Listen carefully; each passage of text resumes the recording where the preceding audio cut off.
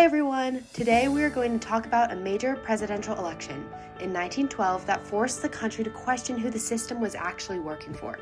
The election, held on November 5th, featured three major candidates: the Republican incumbent William Howard Taft, the Democratic New Jersey governor Woodrow Wilson, and the progressive former President Theodore Roosevelt. It also highlighted one minor candidate from the Socialist Party, Eugene V. Debs.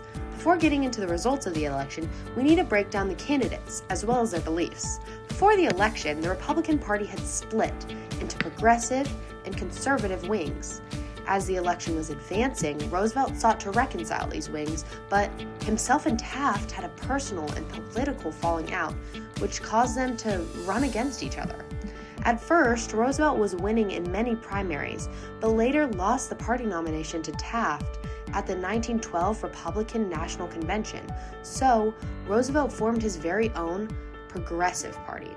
To understand the other candidates, we must first discuss this newly formed Bull Moose Party, the most successful third-party run for the presidency in American history.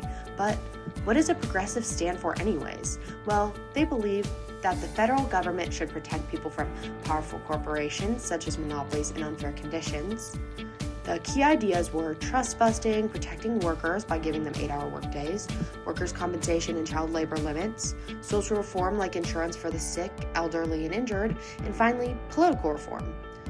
Roosevelt stood on these things, the policies that made him so successful. He did extremely well in the 1912 election, garnering 27% of the popular vote in 6 states, with 88 electoral votes. As for conservative Republican William Howard Taft, he won 23% of the popular vote in 2 states with 8 electoral votes.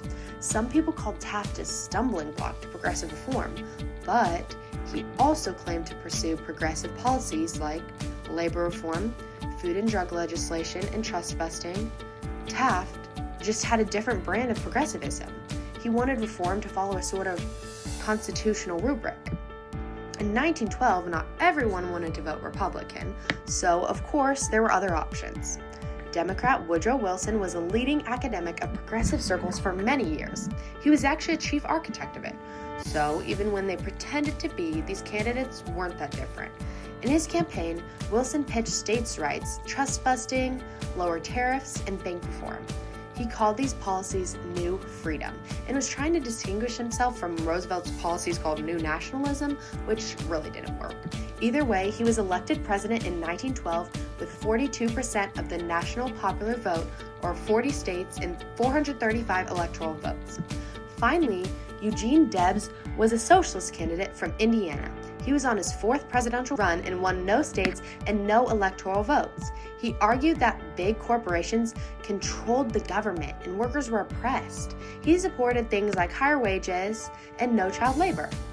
Overall, the 1912 election ended with Woodrow Wilson as president, Theodore Roosevelt in 2nd place, William Howard Taft in 3rd, and Eugene V. Debs in dead last.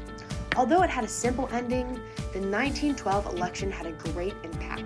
The Progressive Party did eventually die out after Roosevelt ran as Republican again in 1916, but it was very influential during its short life. Many progressive ideas became laws like women's suffrage, or the 19th Amendment, labor protections, and stronger regulations on businesses.